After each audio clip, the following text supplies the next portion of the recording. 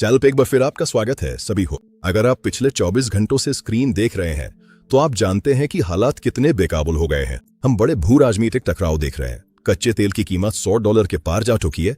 भारतीय रुपए रिकॉर्ड निचले स्तर पर है और बिटकॉइन ऐसे काम कर रहा है जिसकी किसी ने भी इस आर्थिक संकट में उम्मीद नहीं की थी। आज बुधवार 18 मार्च 2026 है और इस वीडियो में हम पिछले 24 घंटों के सबसे महत्वपूर्ण मैक्रो इवेंट्स और शेयर बाजार की हलचलों का विश्लेषण कर रहे हैं। हमने इसे 3 हिस्सों में बांटा है: अमेरिकी बाजार, भारतीय बाजार और वैश्विक और क्रिप्टो बाजार। उस लाइक बटन को दबाएं और चलिए सीधे आंकड़ों में उतर के चलो शुरुआत करते हैं अमेरिका से। फेडरल रिजर्व की ब्याज दर के फैसले और मध्य पूर्व से डरावनी सुर्खियों के बावजूद वॉल स्ट्रीट ने डर को दरकिनार कर दिया और हरे निशान में बंद होने में कामयाब रहा। यहाँ देखिए प्रमुख सूचकांक बाजार बंद होने पर कहाँ टिके। S&P 500 0.25% बढ़कर 6,716.09 पर बंद हुआ। डाउ जोन्स इंडस्ट्रियल एवरेज 0.10% बढ़कर 46,993.26 पर पहुंच गया। नैस्डैक कंपोजिट सबसे आगे रहा, 0.47% बढ़कर 22,469.50 पर बंद हुआ। सबसे बड़ा मुद्दा ऊर्जा है।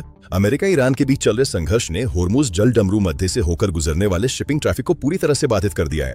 हम ऊर्जा आपूर्ति में ऐतिहासिक झटका देख रहे हैं। ब्रेंट क्रूड फ्यूचर्स ने मनोवैज्ञानिक $100 के समर्थन स्तर से ऊपर मजबूती से पकड़ बनाए रखी और प्रति बैरल $103.42 पर बंद हुए, जबकि WTI क्रूड लगभग $96 प्रति बैरल पर बंद हुआ। आप सोचेंगे कि इससे बाजार बुरी तरह गिर जाएंगे, लेकिन फिलहाल ट्रेडर्स पहले बेचो बाद में बुनियादी बातों पर विचार करो की रणनीति अपना रहे हैं। हमने एक जबरदस्त शॉर्ट कवरिंग रैली देखी।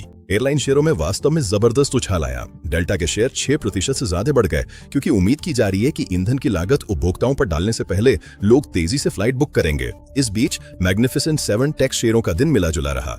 गूगल और अमेजॉन में 1.5% से ज्यादा की बढ़त रही, जबकि एनवीडिया और मेटा में हल्की गिरावट देखने को मिली।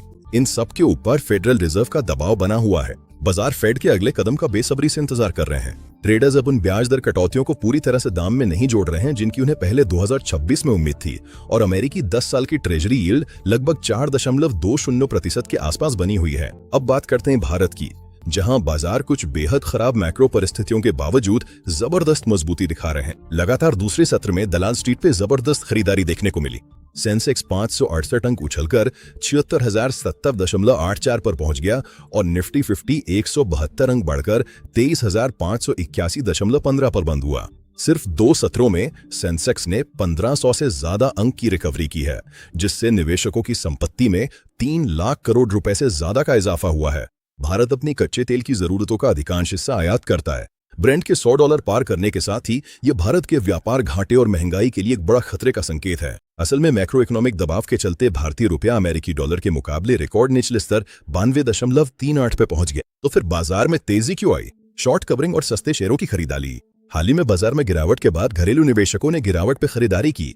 सेक्टर रोटेशन, हमने उन चक्रीय क्षेत्रों में जबरदस्त खरीदारी देखी जो पहले पिट चुके थे। निफ्टी मेटल 2.82% उछला, ऑटो 2.11% ऊपर रहा और बैंकिंग सूचकांक लगभग 1% बढ़े। आर्थिक आशावाद, निवेशक अल्पकालिक कच्चे तेल के झटके को नजरअंदाज कर रहे हैं और दांव लगा रहे हैं कि घरेलू विकास आयातित महंगाई पर भारी पड़ेगा। हालांकि तकनीकी विश्लेषकों का कहना है कि निफ्टी 50 के लिए 23,300 का स्तर एक अहम सपोर्ट जोन है।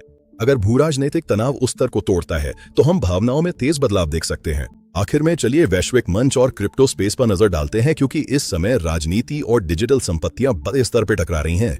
वैश्विक इक्विटी बाजार खासकर यूरोप और एशिया में अमेरिका की तुलना में कहीं ज्यादा खराब स्थिति में है, क्योंकि यूरोप और उत्तर एशिया खाड़ी देशों से ऊर्जा आयात पर बहुत अधिक निर्भर हैं। हॉर्मुज जल डमरू मध्य की लगातार बंदी इन अर्थव्यवस्थाओं पर एक भारी टैक्स की तरह असर कर रही है। डोनाल्ड ट्रंप ने सोशल मीडिया पर कहा कि ईरान को परमाणु हथियार हासिल करने से रोकना तेल की कीमतों से कहीं ज्यादा जरूरी है। इससे ये संकेत मिला कि अमेरिका रणनीतिक लक्ष्यों के लिए ऊर्जा महंगाई को सहन करने को तैयार है। इसके जवाब में ईरान के नए सर्वोच्च नेता मुजत्तबा खामेनी ने एक कड़ा बयान जारी किया, जिसमें उन्होंने पुष्टि की कि वे बदला लेने से पीछे नहीं हटेंगे और जोर दिया कि हॉर्मुज जल डमरू मध्य बंद ही रहेगा, जिससे वैश्विक आपूर्ति श्रृंखलाओं में और भी ज्यादा अनिश्चितता आ गई है। अब बात करते हैं क्रिप्टो की, क्योंकि डिजिटल एसेट स्पेस पारंपरिक जोखिम न्यून रणनीति को पूरी तरह नजरअंदाज कर रहा है। बिटकॉइन लगभग $74,000 के आसपास बना हुआ है, जबकि इथेरियम करीब $2,314 पे ट्रेड कर रहा है, जो 10% से ज्यादा ऊपर चढ़ गया है। XRP में भी जबरदस्त 10% की तेजी आई और ये $1.58 के पार चला गया। आमतौर पर जब युद्ध छिड़ता है तो जोखिम वाले एसेट्स में गिरावट आती है, लेकिन इस समय बिटकॉइन गंभीर सेफ हेवन की विशेषताएं दिखा रहा है और वास्तव में पारंपरिक सोने से भी बेहतर प्रदर्शन कर रहा है, जो हाल ही में खिसला है। निवेशक BTC को फिएट करेंसी की अनिश्चितता के खिलाफ एक हेज के रूप में देख रहे हैं। हालांकि सिटी ने अभी बिटकॉइन और इथेरियम के 12 महीने के प्राइस टारगेट्स घटा दिए हैं। इसका कारण अमेरिका में अपेक्षा से धीमी विधायी प्रगति बताया गया है, लेकिन लगातार ETF इनफ्लो एक प्राइस फ्लोर की तरह काम कर रहे हैं, इसलिए बुल्स अभी भी पूरी तरह से नियंत्रण में है। ये था आपका पिछले 24 घंटों का ग्लोबल मैक्रो और स्टॉक मार्केट का सारांश। मध्य पूर्व की स्थिति और फेड के आगामी कदम इस समय सबसे बड़े वाइल्ड कार्ड हैं। अपने पूंजी की सुरक्षा करें, उन सपोर्ट लेवल्स पर नजर रखें और चैनल से जुड़े रहें। अगर आपको ये विश्लेषण मददगार लगा हो तो कृपया लाइक बटन दबाएं, सब्सक्राइब करें और कमेंट्स में अपनी राय बताएं। क्या आपको लगता है कि युद्ध के समय बिटकॉइन नया डिजिटल सोना है? मैं आपको अगले वीडियो में मिलूंगा।